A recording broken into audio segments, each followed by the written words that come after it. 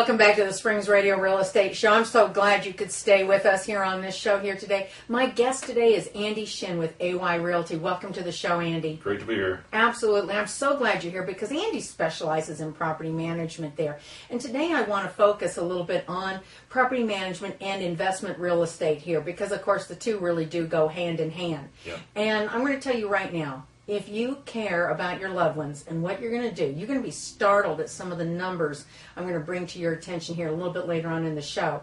You really want to get into the name of the game about buying investment real estate. I kid you not. And I don't care if you are a baby boomer or you're in generation, I'm not sure which one it goes next, Y or X. You need to plan for the future. The biggest failure of people is in the economic world here is the failure to plan. They procrastinate. And that does not help your economic situation at all. And you know, Andy, I'm big about getting really old someday and still needing money. Oh, absolutely. You know, I'm a firm believer that when we are 85, I want you to think about that. When we are 85, what kind of money have you got coming in? What do most people have coming in? Most people have Social Security. And that used to be enough, but people are living longer nowadays, and you have to think about what happens when I'm 85 and older. Absolutely, and especially since we had this big recession and things have been wiped out. In large part, you really have to get on the stick sooner than later. And that does not mean to say, I want you to know something, hear me well, that if you're 60 that the party's over, because it's not. You still have time to go ahead and get your act together and invest properly in real estate to make money coming in when you're really old and you really need it. And we'll talk more about that later. But first of all, I've been on this kick here because I am a landlord and I have tenants. And once in a while we have property that we advertise for rent, and we get these infamous phone calls from prospective tenants. And it's kind of like, listen up, you guys here. This is the things you do not say. Oh, absolutely. And Andy, you have got to have a plethora of them. I mean, because you do this full time, all the time. But like, I'll get a call, and they'll say, "Well, do you accept felons?"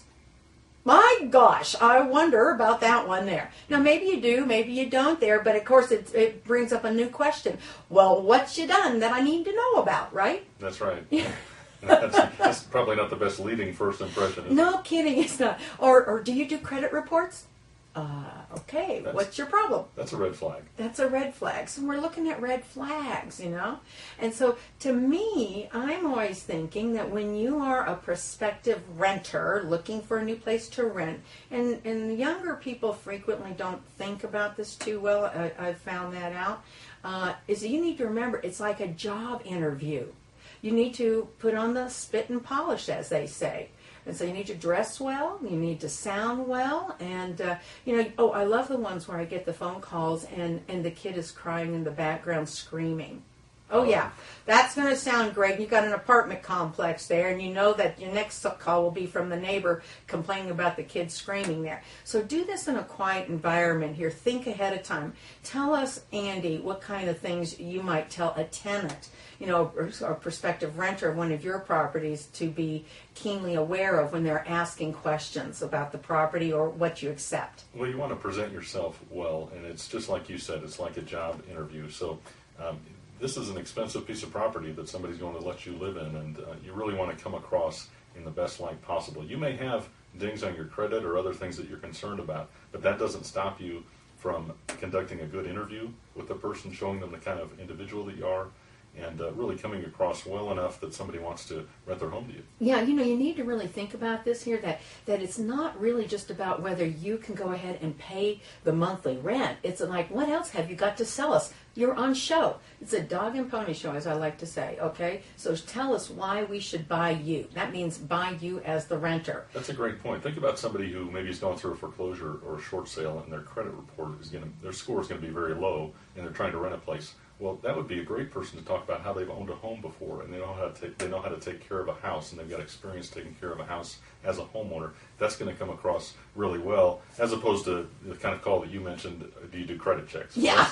That's not the way to present yourself. Oh, and one of my other favorite ones is so I asked, well, why are you moving? Oh, well, our old landlord, we told him that we got bed bugs over here. We just got to find a place quickly.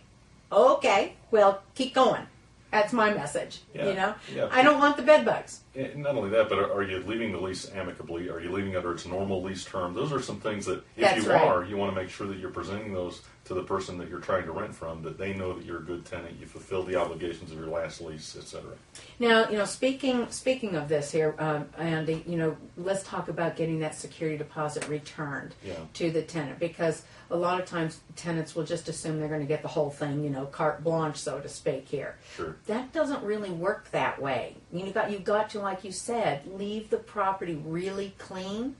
And everything, you know, not broken, you know, it needs to be well intact, kind of like a show home. Absolutely. And Colorado gives the landlord a month to return the security deposit. And the reason for that is because Colorado understands that the landlord has the opportunity to go through the home in detail to find out what might be wrong, to test the appliances, to do anything in the home to make sure that that security deposit warrants a refund. So as a tenant, you want to make sure, did I clean the home?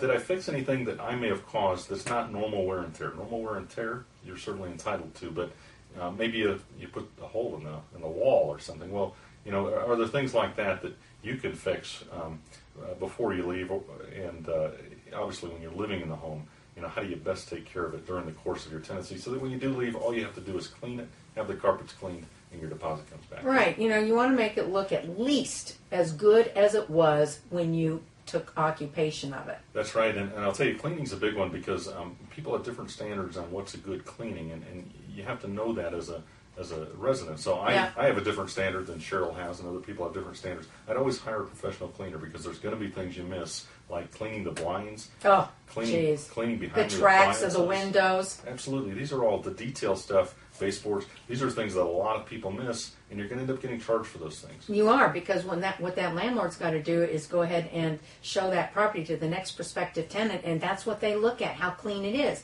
They may end up making it dirty later on, but they're going to look initially at how clean it is in the first place. That's exactly right. Now let's talk real quickly about what happens if something goes out, like a furnace, you know, a major appliance. What can a tenant expect? Sure, and I'll tell you, whenever I talk to tenants or prospective tenants, I always say, make sure you know who you're renting from. If you're renting from a private individual, what happens if they go away for a long weekend and your furnace is out? Mm-hmm. What if it's Christmas Eve and your stove goes out and you get company coming over? You know, are you renting from somebody who has 24-hour access to repairs when you need them, when they're an emergency? So I'd always suggest renting from a property management company, or if you're renting from an individual, do they have that infrastructure in place to help you? Absolutely, absolutely. And if you're thinking about some of those people who say, hey, well, we're out of the country right now, and you can go ahead and go on in, you better be real careful about renting from those kind of people. Absolutely. There. Hey, we got more from the Springs Radio Real Estate Show for Property Showcase.